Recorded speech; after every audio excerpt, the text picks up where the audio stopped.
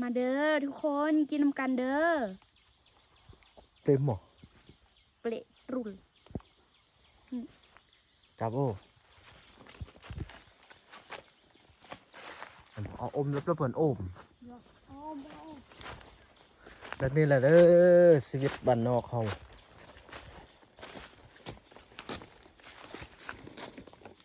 กอกคนนี้เลยเปล่า กอกอุ้มอะไรอย่างนี้ก็ปิดตะกี้อย่าให้ลงมั้งอย่าลงเร็วอย่าละไม่เอาคนรวย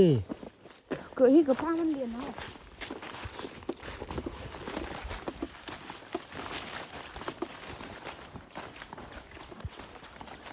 ลองจับเลย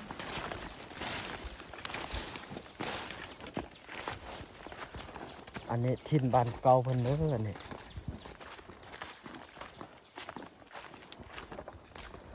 หลายคนสิถามว่าแถวนี้อยู่ไสอันนี้อยู่เมืองปักแบงแข้งอุดมไซวิวทัศน์บรรยากาศอย่างสวยงามบาดตางามแท้นาสาวอุดมไซเห็นแล้วไผก็อยากได้งามจับใจเห็นสายบ่ขาดสาวงามสาวเนื้อสาวดอยงามจอยปล่อยงามแท้น้องนางเสิร์นมาเที่ยวโอ้ยเมืองแบงเสิร์นมาเที่ยวสมตาดเมืองแบงของซื้อบ่แพงสาวปักแปงใจดีดีแม่เฮ้ยดีเด้อเบิ่งแม่ความสะอ่อนเด้อทุกคนเอ้ยมักสมโอก็มีมักมีก็มีมักนาวก็มีมักนาวอยู่ถึงอันนี้มันมักเป็นหยังวะภาษาสมโอมักถูกภาษาไทยเขาเรียกว่ามาเด้อทุกคนพักแรมดิเห็นบ่สะอ่อนเด้อไปอยู่ในเมือง6-7 ปี8 ปีก็พอ10 ปีเพิ่งมากลับบ้านมื้อนี้เอ้ยสะอ่อนเด้นี่พาเป็นหยังวะมิสจันดิวแม่งว่ะเป็นเรื่องกับตัว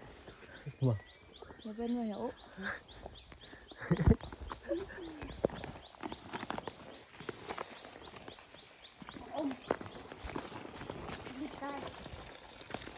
นี่เด้อบัง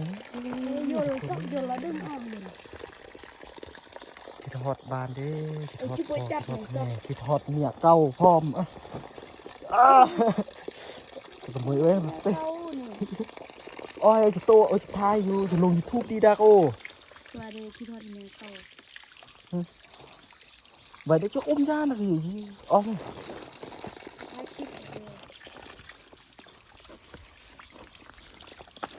มาเบิ่งเด้อทุกคนงามแฮงเนาะอยู่บรรยากาศแถวนี้อู้คือสิมีตัวกบปลาคือสิมีอันนั้นเด้อกระปูคือสิมีตัวกบตัวกระปูเนาะ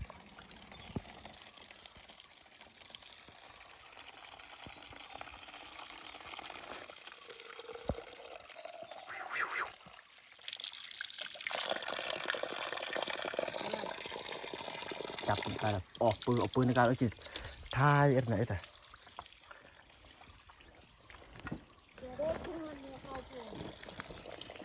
นี่เด้อทุกคนอันนี้มันแมงยังไผ่หูซื้อ FC ไผ่หูซื้อว่าตัวนี้แมนตัวยังคอมเมนต์มาได้เด้อเขากับผู้คือการภาษาลาวเขาเอิ้นว่าแมนตัวยังต้นจุกจุ๊นะแมงมุม